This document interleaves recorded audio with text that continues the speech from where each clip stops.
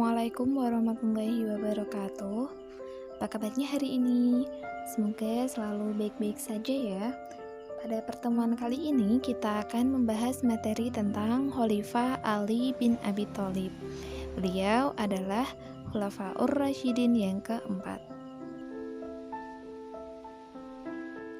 Adapun tujuan pembelajaran kita kali ini adalah agar adik-adik dapat menganalisis proses pemilihan Khalifah Ali bin Abi Thalib dan dapat menganalisis substansi dan strategi dakwah Khalifah Ali bin Abi Thalib. Ali bin Abi Thalib lahir di Mekah pada hari Jumat tanggal 13 Rajab tahun 600 Masehi. Beliau juga termasuk golongan as-sabiqunal awalun, yaitu orang-orang yang masuk Islam pada generasi awal. Beliau as-sabiqunal awalun dari golongan anak-anak, karena sejak kecil ini beliau diasuh oleh Rasulullah SAW.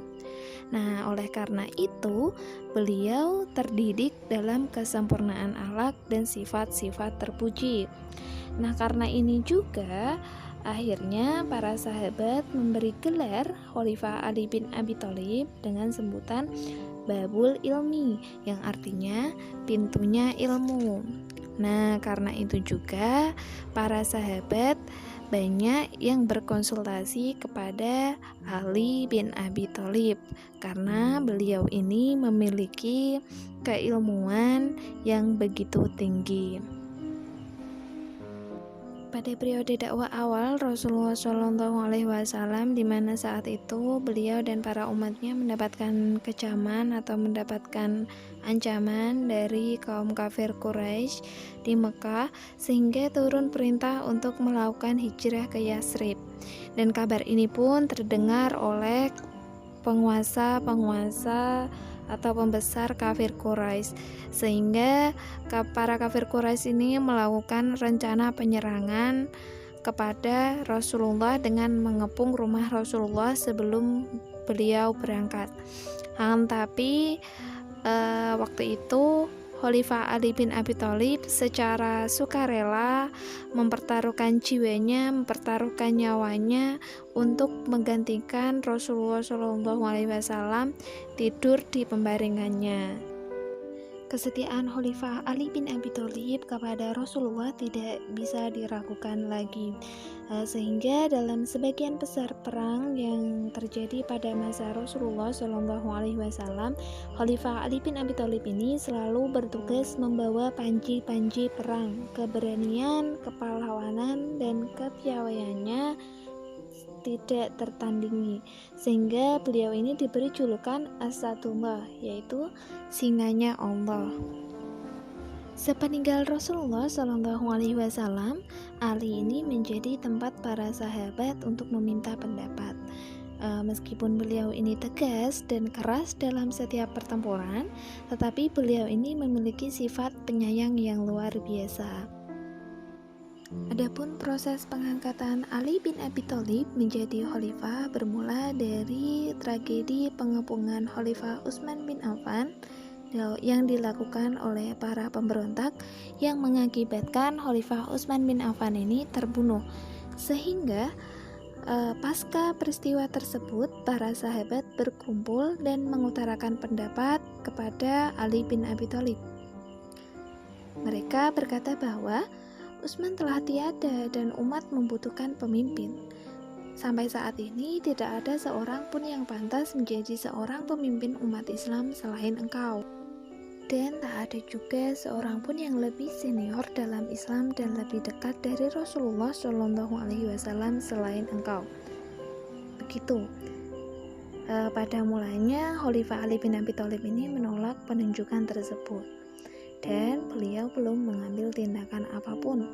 Sementara keadaan saat itu semakin kacau dan mengkhawatirkan.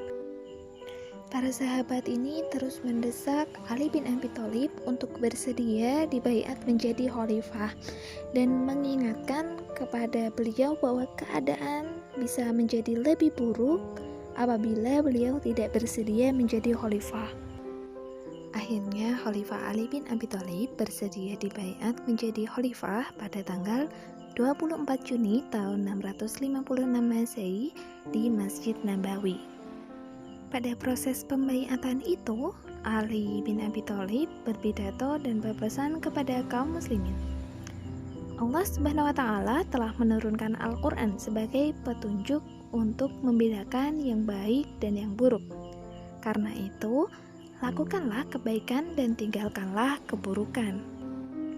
Demikian kemudian akhirnya Khalifah Ali bin Abi Thalib menjadi khalifah selama kurang lebih 4 tahun 9 bulan, dan pada pemerintahan beliau mengalami banyak pemberontakan dan gejolak sehingga beliau meninggal pada tanggal 17 Ramadan tahun 40 Hijriah karena dibunuh oleh Ibnu Muljam. Substansi dan strategi dakwah Ali bin Abi Thalib. Adapun langkah yang pertama dilakukan Ali bin Abi Thalib pada masa pemerintahannya yaitu melakukan penggantian pejabat lama dengan yang baru. Yang kedua yaitu mengambil tanah-tanah yang dibagikan Khalifah Utsman bin Affan kepada para kerabatnya tanpa jalan yang sah. Demikian juga hibah atau pemberian Utsman kepada siapapun yang tidak beralasan diambil kembali untuk dikuasai negara. Yang ketiga yaitu mengembangkan keilmuan.